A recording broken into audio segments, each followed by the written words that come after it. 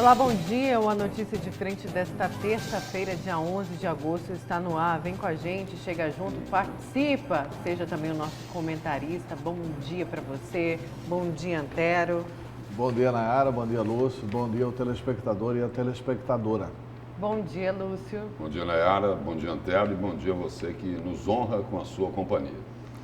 Olha, vamos aqui começar a notícia de frente, infelizmente falando de uma notícia triste. Vamos ao GD, ao portal Gazeta Digital no início desta manhã. Luto na arte mato-grossense. Mato Grosso perde a irreverência e o talento de Adir Sodré. Vamos aqui então ao portal Gazeta Digital atualizar esta notícia, porque morreu aos 57 anos em Cuiabá o artista plástico Adir Sodré, em sua casa na área central da capital. Ele foi encontrado caído na calçada por um vizinho e não apresentava sinais vitais. A causa da morte será investigada. Conforme as informações, por volta das 18 horas, o vizinho de Adir informou que ouviu um barulho, um grito. Ao sair da porta para ver o que havia acontecido, já encontrou Sodré caído na parte da calçada. Um homem ainda contou que tentou socorrê-lo, mas sem sucesso. Adir não respondia pelos chamados. O Serviço de Atendimento Móvel de Urgência, o SAMU, esteve no local e a equipe médica realizou os procedimentos de reanimação, mas foi em vão. A morte foi declarada ainda na porta da casa do artista. Orgulho de ser cuiabano. O prefeito Emanuel Pinheiro lamentou a morte de Adir, quem ele classificou como um dos maiores nomes da nossa arte. E em nota divulgada, o chefe do Executivo Municipal lembrou a parceria com o artista no projeto Cidade Viva, que possibilitou que as obras de mobilidade urbana de Cuiabá ganhassem cores, tornando-se obras de arte. Enfim, vários políticos, né, lamentaram. A gente tem aqui uma galeria de fotos do GD, o portal Gazeta Digital, inclusive das obras feitas. A sorte do Emanuel Pinheiro foi que uma das grandes deshomenagens que o Adir sofreu em vida foi a questão da Praça 8 de Abril, né? Quando o Emanuel mandou tirar algumas obras de arte lá, de vários artistas, inclusive do Adir Sodré, mas diante da reação da população cuiabana, ele mandou recolocar, né? O Adir é indiscutivelmente um dos grandes artistas de Mato Grosso. Era, né? Perde Mato Grosso um dos seus grandes artistas. A arte perde muito, a cultura perde muito. Né? O Adir Sodré... acho que o maior artista plástico, né? Plástico, sim. Ele era... o maior, ele está entre os maiores, né? Como não sou expert em artes plásticas, né? Mas indiscutivelmente é o maior nome da arte plástica mato-grossense, Adir Sodré. E morreu jovem, 57 anos, e não foi de Covid. Pela narrativa toda, parece ser de infarto. A obra dele conhecida nacionalmente, né? E tinha uma qualidade, né? Que todo mundo reconhece, né? Era, além de talentoso, era irreverente. Bastante irreverente. Pois é, nossos sentimentos, né, a todos, mas ele vai ser imortalizado pelas suas obras. Olha, a gente falou de uma notícia triste, né, e como disse o Antero, provavelmente não tenha sido de Covid, mas vamos então aos casos de coronavírus. A informação foi divulgada de que teria sido infarto. Vamos aqui ao balanço da Covid em Mato Grosso, o último boletim divulgado pela Secretaria Estadual de Saúde. 65.336 casos confirmados da doença, 43.124 recuperados. Temos aí o dado das mortes, né, 2.204 mortes, e o leito de UTI disponível, tem muito mais leito. Fazia muito tempo que não chegava a marca, né, dos 100 e pouco, tem aí 108 leitos com uma taxa de ocupação de 76,52%. Só ontem morreram 57, né? E 57 mortes. Mais 57 ontem. E uma notícia boa... E mais de 101 mil mortos no país. Mas vamos ficar só, por enquanto, na notícia triste e na preocupação que deve ter. Já tem duas notícias de Mato Grosso que são, assim, altamente preocupantes. O Estado está anunciando a volta às aulas. Vamos ser sinceros. É preciso fazer uma entrevista aqui, no jornalismo da emissora, qual que é a preparação que o Estado fez para determinar a volta às aulas. Ponto 1. O Sintep tem cobrado isso. Não tem condições de estabelecer a volta às aulas neste momento. É um risco estabelecer a volta às aulas antes do final de setembro. A volta às aulas tem que ser a melhor hipótese no início de outubro. Para preservar vidas, para não aumentar o número de mortes. Ponto 1. Ponto 2. Duas autoridades que eu respeito estão fazendo grandes alertas com relação a Mato Grosso. Uma delas é o médico coordenador do governo, como é o nome dele? O infectologista, que ele deu uma entrevista, daqui a pouco eu lembro o nome dele, que ele deu uma entrevista no site PNB Online, falando exatamente o seguinte, que em agosto e setembro, nós ainda vamos ter o platô. A outra entrevista, que é também de um médico, embora seja deputado estadual, mas é uma pessoa muito correta, muito respeitada, que não faz demagogia nos seus posicionamentos, é o Lúdio Cabral, que acredita que em agosto e setembro nós teremos problemas sérios. Nós teremos aumento do número de casos. Porque o exemplo de Mato Grosso, o exemplo do governo do estado, olha, vamos voltar às aulas. Isso vai puxar as prefeituras. As prefeituras vão também voltar às aulas. E aí, quem é que vai segurar isso? Eu não tenho mais filhos na idade de escola pública, né? Meus filhos já formaram todos. Mas se eu tivesse, eu não deixava ir. Mas se eu tivesse filhos da idade da escola pública, eu não deixaria ir. A nossa editora... É um absurdo voltar às aulas agora. A Iviúch mandou aqui, é o Abdon, né? É o doutor Abdon, exatamente. O infectologista. O doutor Abdon é quem estabelece aí essa enorme preocupação com agosto e setembro. Eu acho que está na hora do governo do estado dar um passo atrás, da secretária de Educação dar um passo atrás, e mais do que isso, de explicar à população como é que vai ser a volta às aulas. Como é que vai ser a volta às aulas? Ninguém está sabendo. Não, vai voltar às aulas. Vai voltar às aulas com que estrutura? Vai ter o distanciamento correto? Vai ter álcool gel? Vai ter água e sabão à vontade para as pessoas lavarem a mão? Vai ter água para as pessoas lavarem as mãos? Enfim, eu creio de que é uma temeridade. Mas a criança pega menos. A criança pode ser uma transmissão, porque ela vai voltar para casa e vai transmitir para os mais velhos. Onde está o pai, ou a mãe, o avô, a avó. Vai transmitir para o avô e para a avó. Porque nesses tempos que o pai e a mãe precisam trabalhar, ela está com o avô e com a avó. Está errado isso. E quem não... Tá complicado errado também isso. quem não tem avô e avó. O governo do estado contratou. Vai deixar a criança onde? O doutor Abdon para quê? Com o avô e com a avó. E quem não tem? Por exemplo, eu não tenho família aqui em Cuiabá. Pois é. E aí eu vou deixar com quem? Se eu precisasse trabalhar e meu filho ir para a creche? É para a creche. Mas pois é, aí vai não tem outra ficar na alternativa, creche. é o que você falou. Pois é. A mãe e o pai então... não tem outra alternativa, é ganhar dinheiro como? Pois é. Então, assim, contratou o doutor Abdon para quê? Para ele orientar o governo. Ouça o doutor Abdon, ouçam a ciência, ouçam a saúde, pelo amor de Deus. Eu acredito que é um erro grave voltar às aulas. Tenho dito.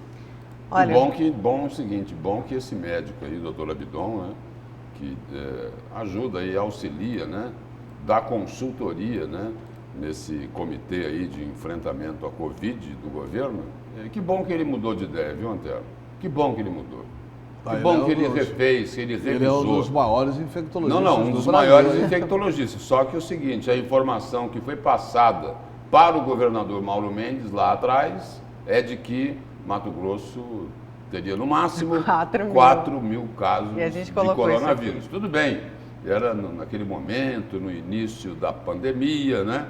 A avaliação tinha que ser com os números que estavam sendo registrados, né? Eu só estou pontuando aqui que inclusive se preparando para 200 essa foi leitos, a né? projeção, né? Isso o próprio governador Mauro Mendes assim, declarou. Que se preparou para 200 leitos de UTI. Quando o Mandetta fez um trabalho extraordinário no Ministério da Saúde. Quando o Mandetta estava ministro da Saúde, está certo que ele teve a virtude e a coragem de brigar com o Bolsonaro. Brigar no bom sentido. Brigar no sentido de defender a ciência. Ele jamais imaginava que o Brasil teria 100 mil mortos. O Mandetta saiu em maio, o Mandetta saiu com 1.900 mortes no Brasil. Olha, deixa eu... Maio, junho, julho, agosto, setembro. Junho, julho e agosto.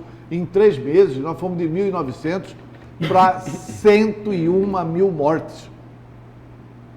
Quer dizer, e a coisa não parou.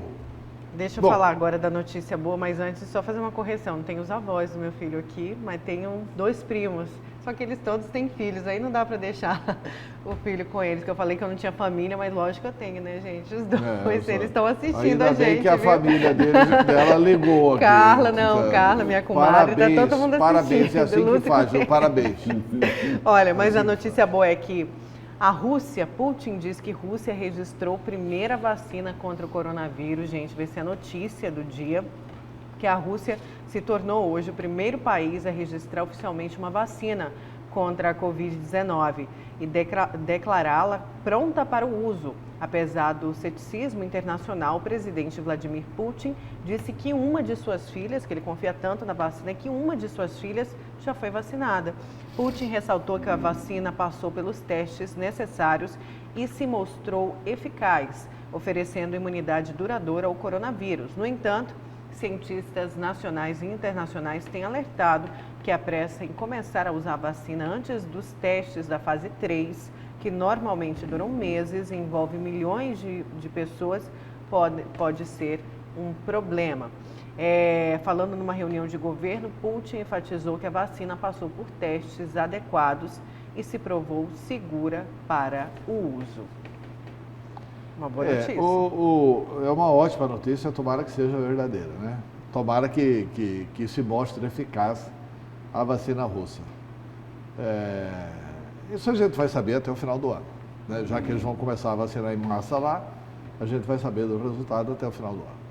Certo, vamos agora ao vivo com o repórter Bruno Pinheiro, que ele traz informações, novas revelações do caso Isabelle Ramos, que essas novas revelações, inclusive, contradizem as falas do presidente da Federação de Tiro, o Rafael Fernando de Oliveira. Bruno Pinheiro, bom dia, Bruno. Temos o Bruno aí, ele vai trazer novas informações do caso Isabelle. Tudo bem, Bruno?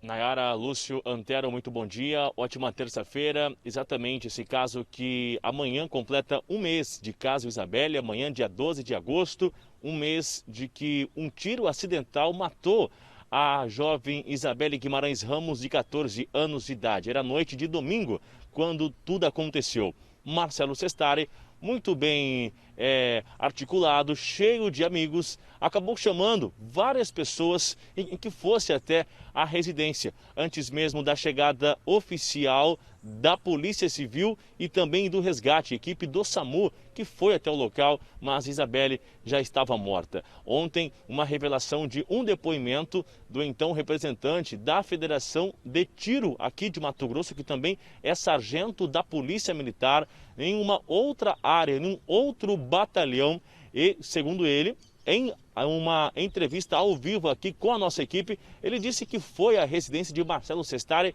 a convite de uma terceira pessoa e que Marcelo não ligou no celular dele, que eles não tiveram nenhum contato. Agora, acabou chegando em depoimento que ele acabou saindo de uma outra área, de um outro batalhão, usou uma viatura da Polícia Militar que estava de serviço e foi até o condomínio.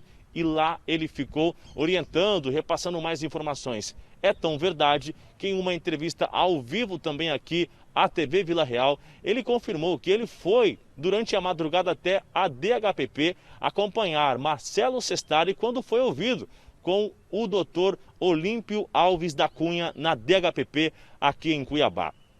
Então, esse militar, segundo uma nota, a Corregedoria já vai investigar essa conduta dele acabar saindo de uma área, mesmo com autorização do seu adjunto, oficial de área, e ir até este condomínio na região quase que no centro da capital, em uma situação onde não era a área que ele estava atuando de serviço naquele momento. Um outro policial civil também revela que ele usou uma viatura que não estava adesivada, mas era um veículo oficial da GCCO, e ele chega também até a residência de Marcelo Sestari. Agora, ontem, um depoimento muito curioso que foi revelado, Nayara Lúcio Antero, sobre o seguinte, de que, segundo o Ministério Público, em 2019, sendo mais exato, em dezembro, houve um outro acidente envolvendo pólvora também nesta residência. A gente já vai adiantando essa informação a você que se liga na Record TV. Em dezembro, acontecendo um acidente envolvendo isso. O Ministério Público afirmou que o seguinte, que na casa de Marcelo, quando se fala sobre armas e todos esses acessórios, é como se falasse de um controle remoto ou simplesmente de um aparelho celular, que é tudo muito normal, que é corriqueiro esses insumos, esses equipamentos circularem dentro da residência de Marcelo Sestari. Esse acidente consta também no depoimento da vizinha, que acabou achando as roupas 11 dias depois do caso Isabelle. Ela disse que ficou sabendo, não revelou onde ela ficou sabendo, mas que já tinha informação que esse caso não era único, que em 2019 uma outra situação envolvendo também armas de fogo havia acontecido dentro desta residência de Marcelo Sestari, no mesmo condomínio. Hoje, o seguinte, um outro depoimento que também informações sobre este caso, e ontem, diante de tudo isso, o Ministério Público recorreu que essa fiança que estava em 52.240, ela fosse aumentada, reajustada, até porque, segundo consta o Ministério Público, somente a manutenção e as novas armas, todos os serviços que são realizados na casa de Marcelo equivale ao valor da fiança. Ou seja, em outras palavras, o Ministério Público alega que Marcelo Sestari não está em uma dificuldade financeira e que ele conseguiria sim arcar com a fiança de 52 mil. Diante disso, ela foi reajustada em 100 salários mínimos, ultrapassando a casa de 100 mil reais.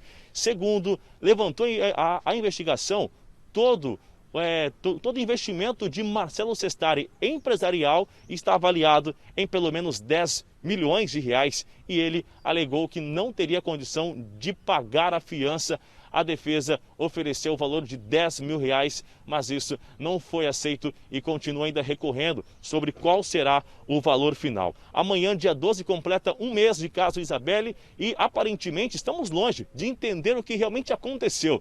Como já falamos, é um quebra-cabeça que ainda está longe de ser montado. Nesta terça-feira, o que se aguarda, a última informação que nós recebemos, de que há uma possibilidade, uma expectativa de uma acariação. O que é uma acariação? No jurídico, é quando as duas famílias se encontram e aí as verdades são realmente, novamente, entram em evidências, ouvindo todos os depoimentos e confrontando essas informações. Então, a expectativa é de que isso aconteça. O laudo também já foi finalizado e que seja divulgado também. Às vésperas de completar um mês, a expectativa é de que uma luz se acenda e as duas famílias consigam entender. E é claro que a mãe de Isabelle consiga saber como realmente a sua filha foi morta na noite do dia 12 de julho em um condomínio de luxo aqui na capital. Nayara, Lúcio, Antero, é com vocês. Obrigada, viu, Bruno, por todas as suas informações. O Bruno, direto lá, então, da Delegacia Especializada do Adolescente. Diga. Nesse caso, é importante registrar aqui uma informação que é gravíssima também. Gravíssima. Está na capa do jornal A Gazeta de hoje. A informação aqui é a seguinte, olha só. Pai barrou PMs, mas liberou entrada de sargento amigo. A informação aqui é a seguinte: o empresário Marcelo Sestari tentou impedir o acesso de policiais militares no condomínio Alphaville, alegando, olha só, na casa dele, foi a informação de que, em função de um tiro acidental, uma adolescente de 14 anos acabou morrendo. E aí ele disse o seguinte: a alegação dele, que a viatura da Polícia Militar teria que apresentar um mandado judicial. E esse relato aí consta de um depoimento da equipe que foi acionada pelo CIOSP para atendimento de uma ocorrência de disparo de arma de fogo que resultou na morte da adolescente Isabelle Guimarães Ramos, de 14 anos. E aí, a informação aqui do Jornal A Gazeta registra o que o repórter Bruno Pinheiro falou agora há pouco, né? Queria impedir a entrada de uma viatura da Polícia Militar, né? Aí é o seguinte, aí uma viatura oficial, né? Os policiais, no trabalho deles, ele queria impedir a entrada dessa viatura, mas liberou a entrada de um sargento amigo, não é? Que foi lá numa missão de ordem particular, usando uma viatura descaracterizada do GCCO, ou seja, usando um bem público para atender um assunto de natureza estritamente particular em função do relacionamento pessoal desse, digamos assim, sargento amigo, né, com o pai da jovem que teria matado de forma acidental a adolescente Isabelle Guimarães Ramos. O Brasil tem que tomar algumas providências. Primeiro aqui, o secretário de Segurança Pública tem que investigar esse sargento. Em isso tendo ocorrido, é improbidade administrativa. Usar bem público para atender interesse particular. Essa, inclusive, é a denúncia do Ministério Público. Do promotor Marcos Reginoldi. E tem que apurar, então parabéns, doutor Marcos Reginoldi, e tomara que o Estado apure e puna o sargento. 2, tem que proibir venda de armas, gente. Tem que rediscutir esse assunto no Congresso Nacional.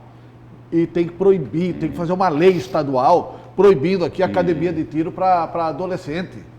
Não, até aí tudo bem. Agora, a venda de armas, você vai deixar só um lado armado e o outro não? Não, estou perguntando. Adolescente, tudo bem. Eu também concordo que tem que restringir. Adolescente ainda está em formação, é muito complicado lidar com esse tipo de coisa. Agora, proibir arma? Proibir armas. Eu sou a favor de proibir armas. Eu não conheço o seguinte, primeiro, eu não conheço, primeiro é uma reação do homem de bem. Eu tenho certeza absoluta, eu nunca tive arma em casa, mas eu tenho certeza absoluta que se tivesse, eu não conseguiria reagir, porque eu não me imagino tirando a vida de alguém. Porque nunca passou por uma situação de perigo. Quantas pessoas aí na comunidade eu, rural, Sangradouro... Você também não reagiria mas bem. Eu já, na vivência aqui do jornalismo, chegam pra gente esses relatos. Zona rural, principalmente, as pessoas, os bandidos entram com requinte de crueldade, amarram. Já precisou você ver sua esposa, sua filha sendo amarrada? É muito forte. E o cidadão tem direito da defesa. Ele fica ali por de isso mãos que nós atadas, temos que exigir. Porque a polícia não chega até lá. Por isso que nós temos que exigir um Estado menor, um Estado menos perdulário, um Estado menos gastador e um Estado que ofereça boa segurança pública, boa educação e boa saúde. Porque, no fundo, o problema da segurança, você quer resolver o problema da segurança? Construa escola, dê educação. Faça educação de qualidade, valorize o professor. É o primeiro passo para você resolver o problema da segurança pública. Olha, não vai achar que eu, como cidadão, vou comprar uma arma e por isso vou estar seguro. O problema é que a segurança não chega para todo mundo, né, Antero? Tem que chegar. Mas não chega. Mas tem que chegar, tem que exigir do Estado. Olha. Mas armar a população não vai resolver o problema da segurança. Esse é um fato. Né? Não vai resolver. Vamos dar um exemplo? Sim. Vamos? Caso Isabelle Guimarães.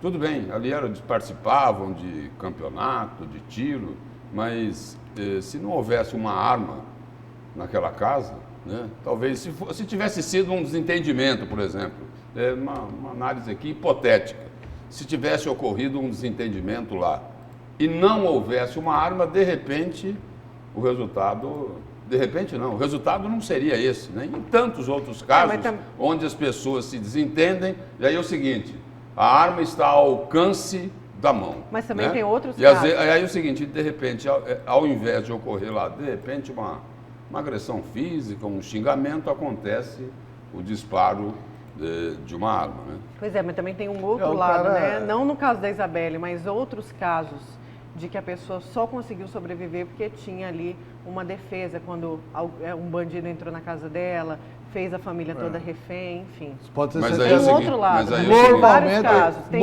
Tem Isabelles, mas tem outros. Normalmente a gente assiste na televisão esses casos bem-sucedidos profissionais. Eu já assisti na televisão, o cara assaltando lá o marido e tal, aí a mulher saca da arma e tá na cabeça do cara. É profissional, inclusive de segurança. O que a Nayara colocou, tem tranquilidade para atirar. O que a Nayara colocou, Antero, é o seguinte, se encaixa na exceção, não na regra. Não, se encaixa na exceção. Ou seja, acontecem 100 casos onde a pessoa de bem é assassinada. E aí acontece 1 ou 2 onde o bandido leva a pior. Eu acredito que a população tem o direito da escolha. Tem que escolher se ela quer ou não andar. Se ela quer ou não morrer mais rápido, né?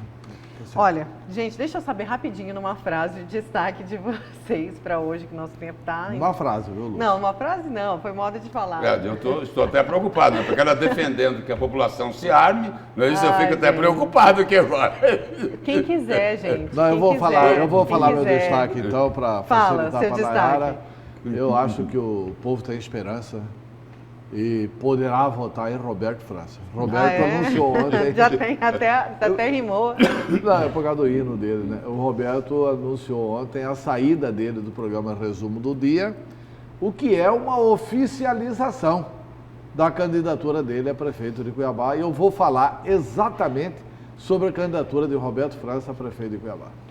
Lúcio, seu destaque. E o meu destaque é para dizer o seguinte, que um órgão técnico, né, lá do Ministério Público Federal está recomendando que o Procurador-Geral da República não assine aquelas novas regras que foram anunciadas na semana passada para os acordos de leniência. Acordo de leniência, só para ficar mais fácil o entendimento aí, é assim uma espécie de delação premiada para as empresas. E aí o seguinte, aí querem sacar, né, essas novas regras lá, que tem lá, inclusive o Supremo Tribunal Federal participando como coordenador, mas o Supremo vai coordenar o quê? É uma nova função do Supremo Tribunal Federal. E aí o seguinte, pelas novas regras, eles querem sacar o Ministério Público Federal desses acordos de leniência. Só para citar um exemplo aqui de Mato Grosso, na Operação Ararate, com o trabalho do Ministério Público Federal, da Justiça Federal, já se recuperaram mais de 600 milhões de reais. Mas querem afastar o Ministério Público, ou seja, querem dificultar cada vez mais o combate à corrupção. Pois é, olha, vamos aqui rapidinho às mensagens dos nossos telespectadores. Bom dia, acho que a vacina da Rússia tem eficácia porque as tecnologias de hoje estão mais avançadas. Tem mais aqui, até agora todas as ações tomadas pelas autoridades a respeito da Covid não surtiram efeito, né? Mandetta mandou o povo ficar em casa e procurar o atendimento depois de morto. Grande Mandetta. Tem mais aqui, bom dia, Nayara. Efeito, mas só tinha 1900 Bom dia, Nayara, Antero, Lúcio. Queria só agradecer vocês pelo programa e tal, mas está difícil em Várzea Grande, está impossível não se indignar com o DAI, um cabide de emprego, não atende telefone, não responde uma ligação, socorro, a Asabela não tem água.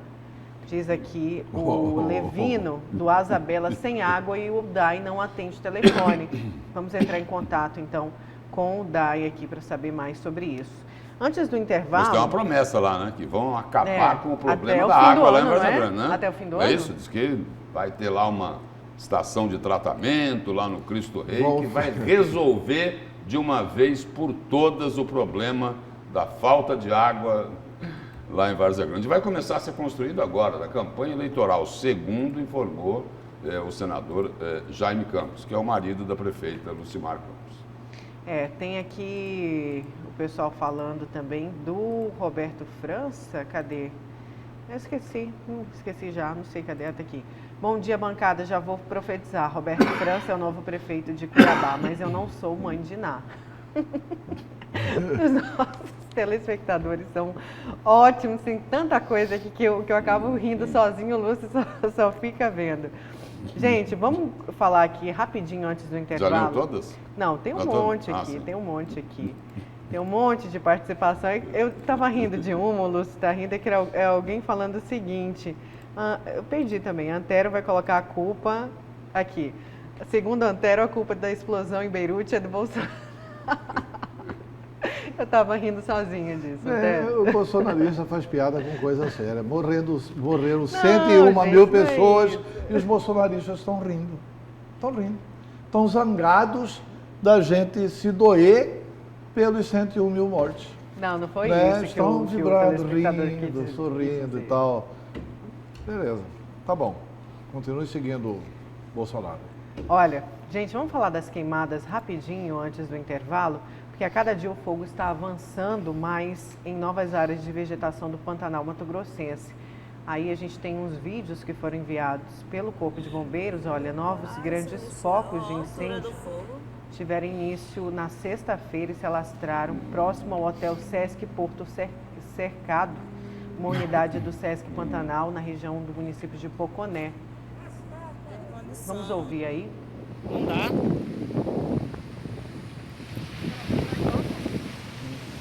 Vem pra cá, não dá de passar não.